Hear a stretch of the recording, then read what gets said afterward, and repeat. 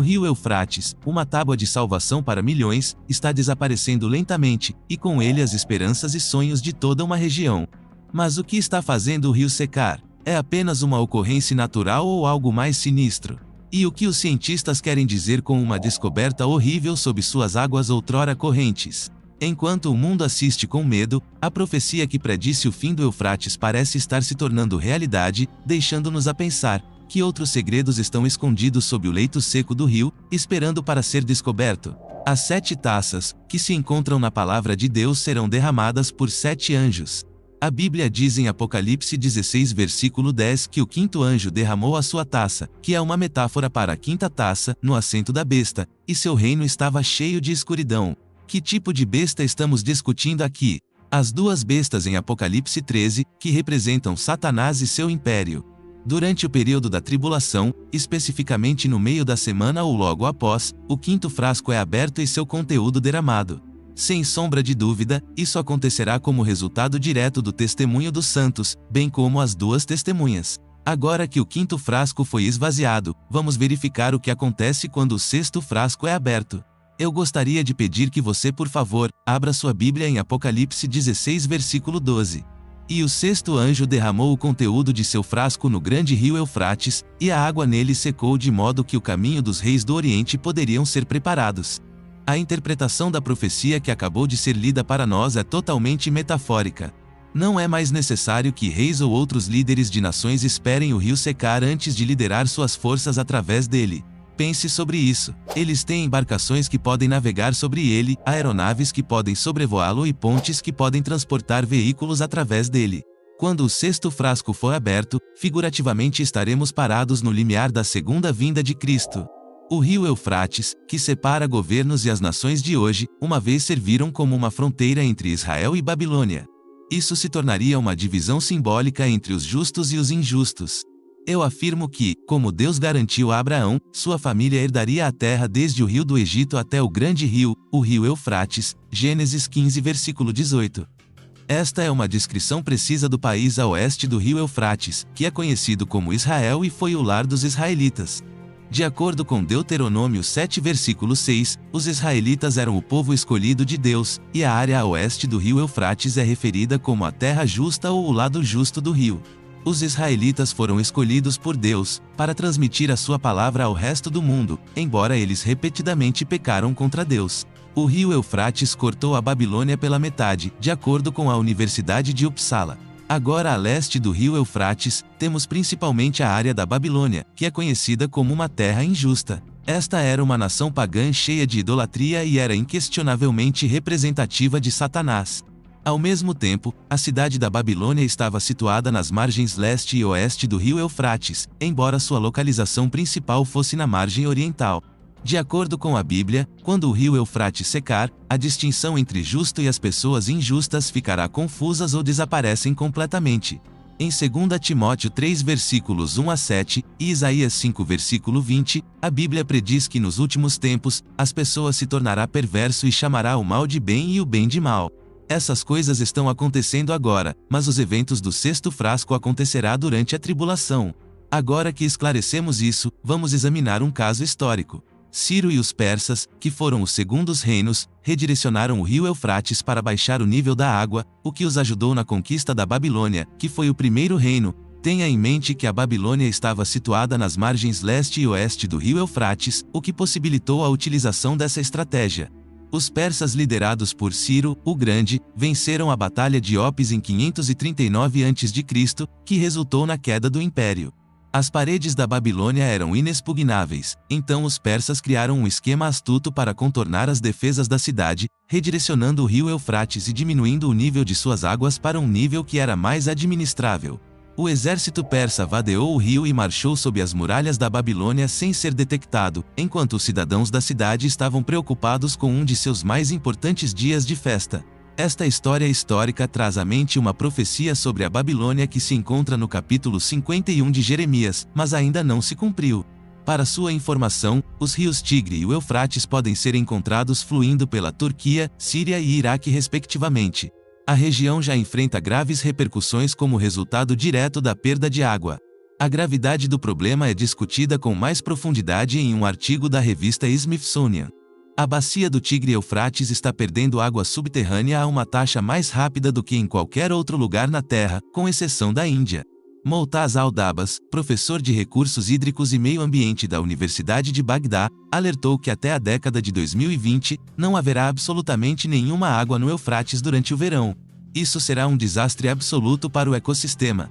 A explicação dada no artigo continua afirmando que as pessoas no Iraque não estão pensando na água, mas sim na guerra que devasta o país há décadas. Caso o governo não comece a priorizar a conservação da água, em pouco tempo, o Eufrates se transformará em um leito de rio seco e empoeirado, e as vidas dos inúmeros iraquianos que dependem do rio serão colocadas em risco ou perigo. Esta é uma crise, mas ninguém está prestando atenção a ela. Embora eu tenha começado esclarecendo que a passagem em Apocalipse 16 versículo 12 é simbólica, não significa que Deus não nos enviará um sinal físico, algo que possamos olhar com nossos próprios olhos, e usar como ponto de referência.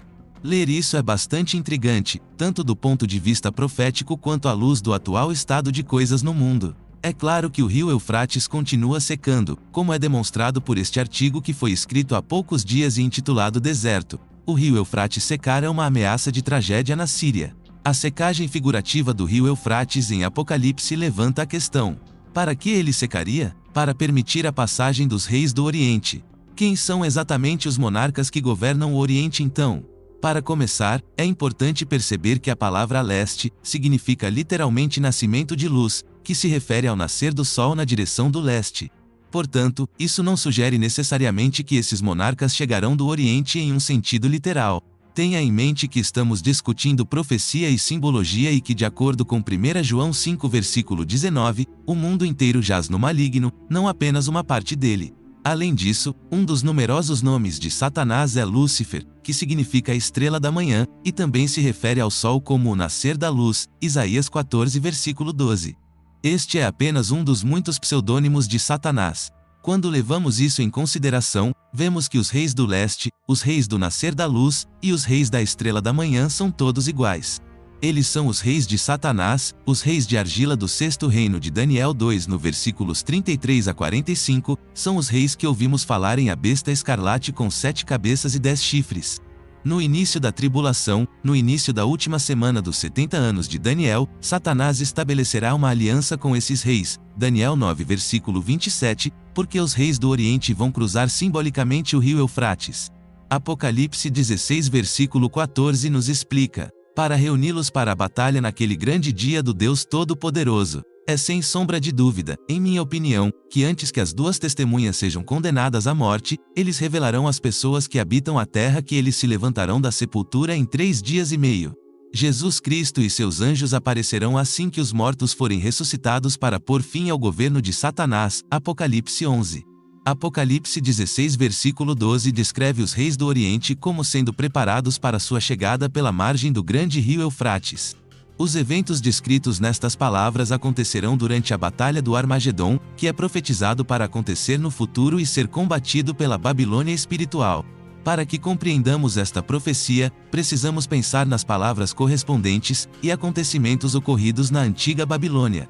A Babilônia pagã travou guerra contra o povo de Deus aproximadamente 600 anos antes do nascimento de Cristo. Israel foi mantido em servidão por eles por um período de 70 anos. Os israelitas foram finalmente libertados quando Ciro, o Medo, teve sucesso em sua campanha contra a Babilônia. Ciro atacou a Babilônia pelo leste e conquistou a cidade desviando o rio Eufrates, e entrando pelos portões de água que bloqueavam a hidrovia. As escrituras dizem que Deus suscitou o justo Ciro do Oriente, Isaías 4 versículo 1 a 2. No fim dos tempos, a narrativa do Antigo Testamento será interpretada simbolicamente da mesma forma como foi originalmente escrito. Como resultado, vemos em Apocalipse que o Israel espiritual, também conhecido como a Igreja, serão submetidos à tirania nas mãos da Babilônia, a Grande. Esta Babilônia não é um império físico, ao contrário, é um sistema religioso errôneo que é sob o domínio de Satanás. As águas do rio Eufrates acabarão por parar de fluir, e este será o evento que finalmente liberta o povo de Deus do controle da Babilônia espiritual. Apocalipse 16 versículo 12 diz que então o sexto anjo derramou a sua taça no grande rio Eufrates, e suas águas secaram, o que abriu o caminho para os reis virem do leste. O cumprimento imediato de uma profecia bíblica é sempre físico e local, mas o cumprimento da profecia no último dia tem apenas uma aplicação espiritual. Isso é algo que precisamos ter em mente. Portanto, não devemos antecipar que um Ciro literal transformará um rio real em terra seca para salvar um Israel literal. Na profecia bíblica, o que representa a imagem das águas?